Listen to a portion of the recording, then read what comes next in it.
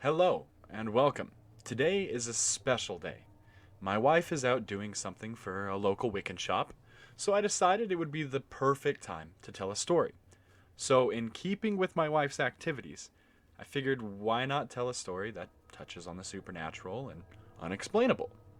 So, sit back, enjoy, and hit that like button to let me know you enjoy these kinds of videos, and subscribe to not miss any in the future.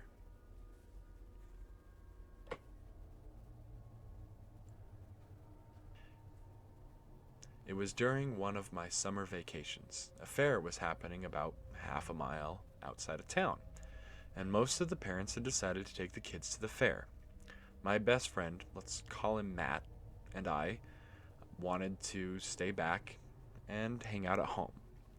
The sun was starting to set, and our parents had already headed out, taking the younger siblings and everyone else.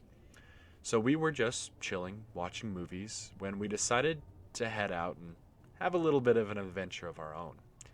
Just down the road from my house was a building with a very cranky guard.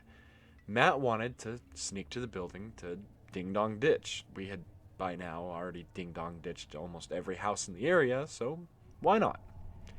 We did not have to sneak to the building though. For some coincidental or weird reason, the guard wasn't there. We had always seen him sitting out front, but that day he wasn't. We walked inside the building, and as you would enter the building, there's a sitting area on the right, and adjacent to that is a full wall of post boxes. On the other side of that wall are the two lifts that would take you to the higher floors.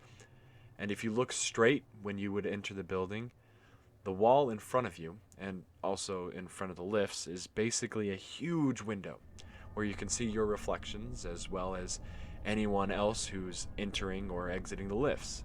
Now, I've never been a fan of mirrors. On the extreme left and right of this window were the staircases, just in case the lifts didn't work. And I immediately felt like something was off. Most of the people had gone for the fair, and there weren't a lot of people out on the streets either. We were walking inside this building when I felt like I saw a shadow on the window in front of me. I instantly looked to check and see if someone had come out and or stepped inside the lift or had came into the building or anything of the sort, but nobody was there. And in that moment, I saw a face looking straight at me from behind the wall, like someone was peeping at us, a small kid's face with the creepiest smile I had ever seen.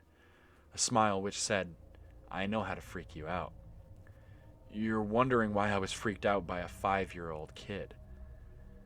Because when I looked at the window opposite the lift, there wasn't any reflection of the kid's body. Nothing. Nada. I felt my heart in my throat, and my skin started to crawl as we got closer to the lifts.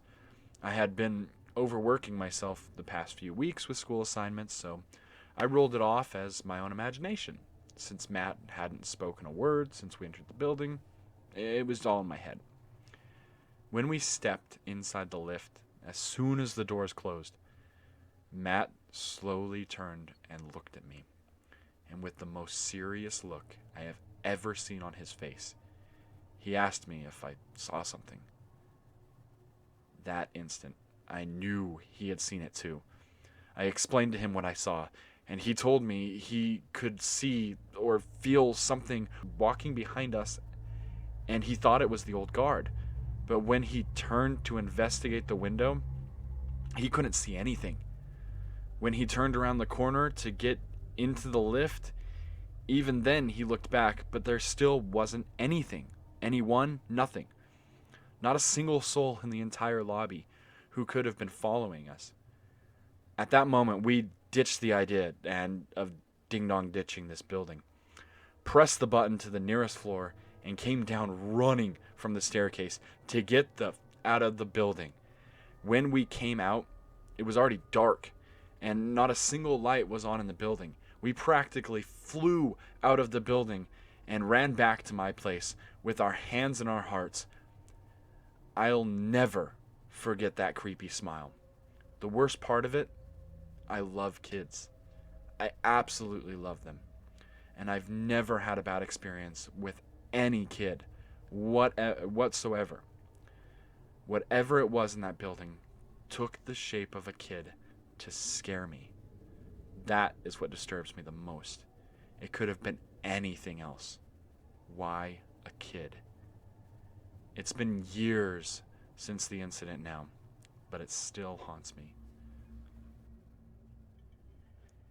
And that story was posted on r/scary stories by Cheesecake Shot 3539, titled A Face I Cannot Forget.